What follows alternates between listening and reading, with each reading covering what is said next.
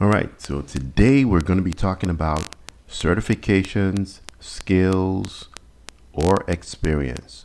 What matters when trying to get a job? So we've heard about this debate. Do I need certifications? Do certifications matter? Do they help? Or do I just need to focus on the skills? How do I get experience? Does experience matter? So, my answer to the question is that you need a mixture of all three. You need a mixture of certifications, you need a mixture of skills, and experience. So, why do you need certifications? I've heard people say, well, you don't need certifications. Um, Certifications are for losers, or um, you can't get a job with just certifications, or you can't get a job with certifications.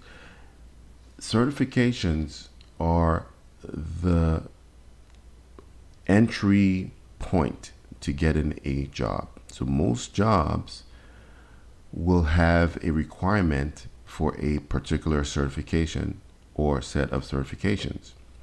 If you do not believe me, go on Dice, go on Indeed, go on Glassdoor, and type in any cybersecurity role, and then go scroll down all the way where it says requirements. See if it says required certifications. If it doesn't, then I'm a liar. If it does, then I'm telling you the truth. So certifications are the bare minimum that gives you or your employer the understanding that you have the bare minimum or base level or general knowledge of that particular area to be competent enough to do the job. Now, does it mean that if you have a certification that you have the skills? No. Certifications should prepare you to pass the test and have a basic knowledge of the job.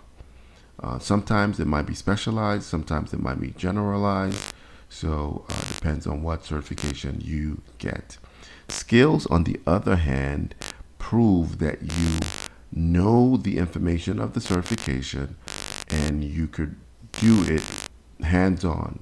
You've moved out of the theoretical realm to the practical realm. That is what skills demonstrate. Now, experience, on the other hand, it's saying, hey, those skill sets that you know, have you gotten a chance to use those skill sets in a work environment? Have you gotten a chance to use the skill set on a project? And how long have you used those skill sets on that said project or contract? All right, so it's a mixture of these three things that an employer could use to gauge whether to give you the job or not. Sometimes you see people with certifications and no skills or experience, and they're struggling to get a job.